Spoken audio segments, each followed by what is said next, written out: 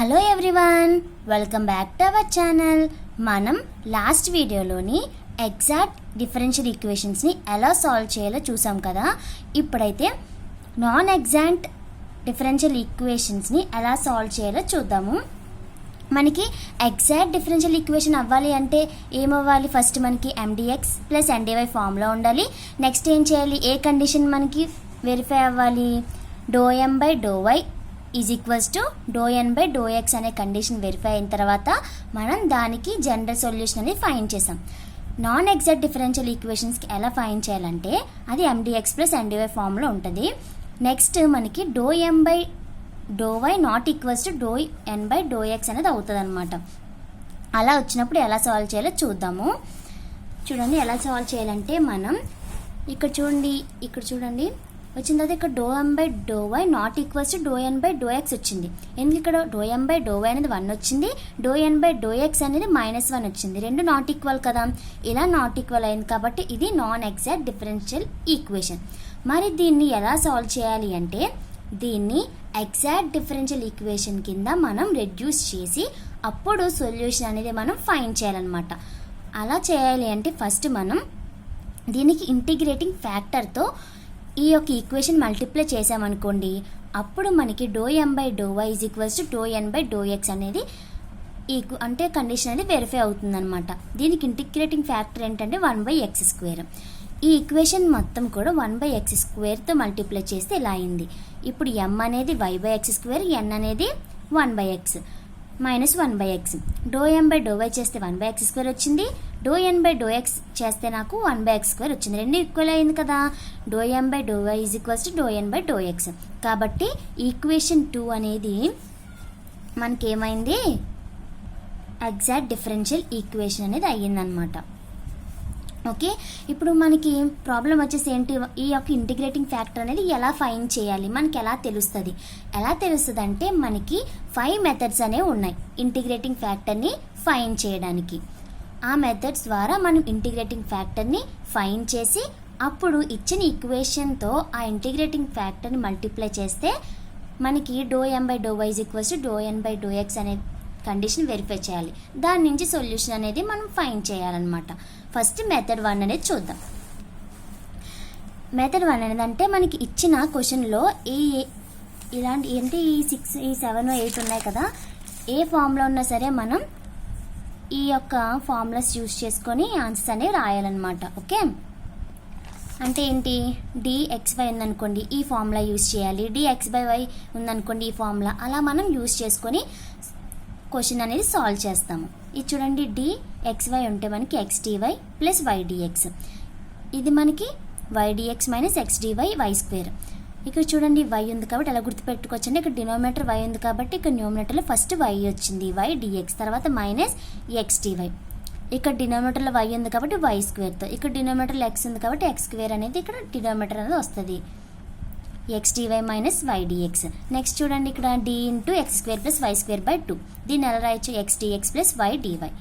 ఇక్కడ చూడండి, d into log x/y, y dx minus x dy by xy.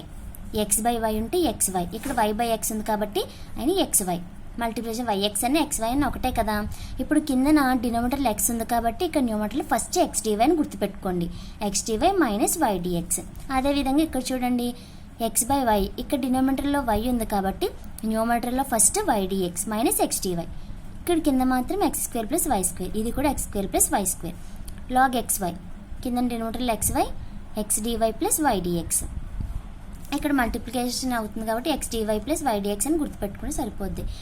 ఇక్కడ మనకి x² ప్లస్ y² అనేది ఇక్కడ డినోమినేటర్లో వచ్చింది, 2 into x dx plus y dy ఈ ఫార్ములాకి. ఓకే, నెక్స్ట్ ఇది ఏంటి అంటే ఇది d into derivative of ex/y ఏమొస్తుంది? y e⁻x dy minus e⁻x dy by y². ఇది ఇంపార్టెంట్ ఫార్ములా. ఇవన్నీ కూడా మనం గుర్తుపెట్టుకుంటే ఈజీగా సాల్వ్ చేయొచ్చు ఈ మెథడ్ అనేది. ఫస్ట్ ఒక ఎగ్జాంపుల్ అనేది చూద్దాం. ఏంటి ఇక్కడ?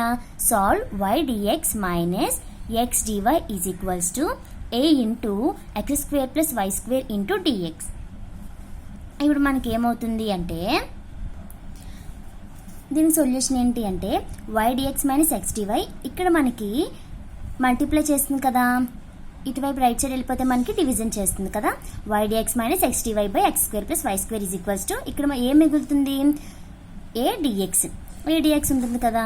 Okay, Y dx minus X DY by X square plus Y స్క్వేర్కి మనకి ఫార్ములా ఏముంది చూడండి. Y dx minus X DY by X square plus Y square అంటే derivative of tan inverse X by Y. అంటే ఈ ప్లేస్లో మనం అది రాసేయండి. రాస్తే మనకి ఏమైంది, ఇలా వచ్చింది కదా. ఇప్పుడు మనం ఇంటిగ్రేషన్ అనేది అప్లై చేయాలి. ఇంటిగ్రేషన్ అంటే ఈ రెండింటికి కూడా ఇంటిగ్రేషన్ అనేది అప్లై చేయాలి. అప్పుడు మనకి ఏమవుతుంది, 1d tan inverse X by y minus integration of a dx.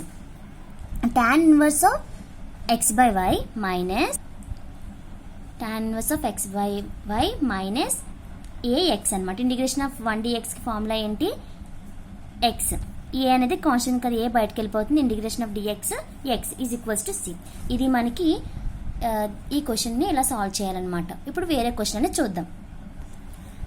Solve y into 2x square y plus ఈ power x into dx is equals to E power x plus y cube whole dy అనమాట. First given equation రాసుకుంటాం. ఇది equation 1 అనుకుంటాం.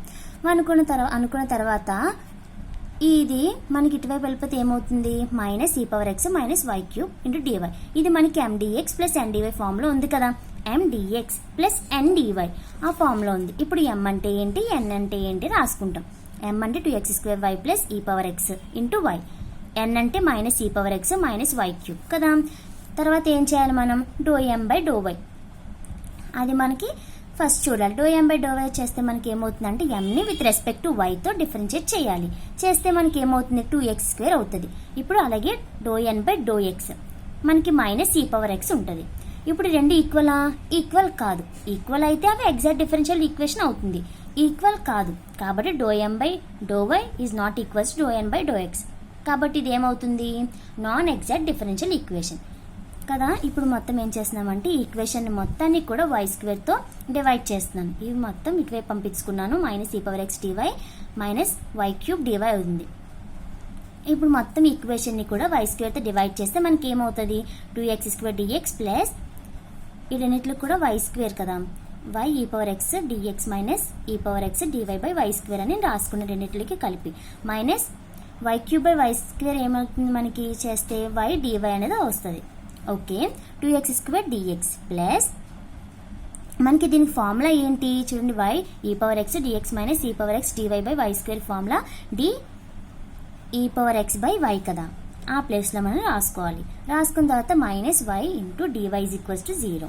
ఇప్పుడు మనం ఏం చేయాలి అంటే ఇంటిగ్రేషన్ అప్లై చేయాలి. అప్లై చేస్తే మనకి ఏమవుతుంది, 2 అనేది కాన్స్టెంట్. ఇంటిగ్రేషన్ ఆఫ్ ఎక్స్ స్క్వేర్కి ఎక్స్ క్యూబ్ బై 3. ఇది మనకి ఏమవుతుంది, డెరివేటివ్కి ఇంటిగ్రేషన్ క్యాన్సిల్ అయిపోతే ఈ పవర్ ఎక్స్ బై వై. ఇది మనకి y square by 2 is equals to c. ఇది మనకి రిక్వైర్డ్ జనరల్ సొల్యూషన్ అనమాట. ఇది మనకి ఈ మెథడ్లో ఇలా సాల్వ్ చేయాలి క్వశ్చన్ అనేది. Thank you.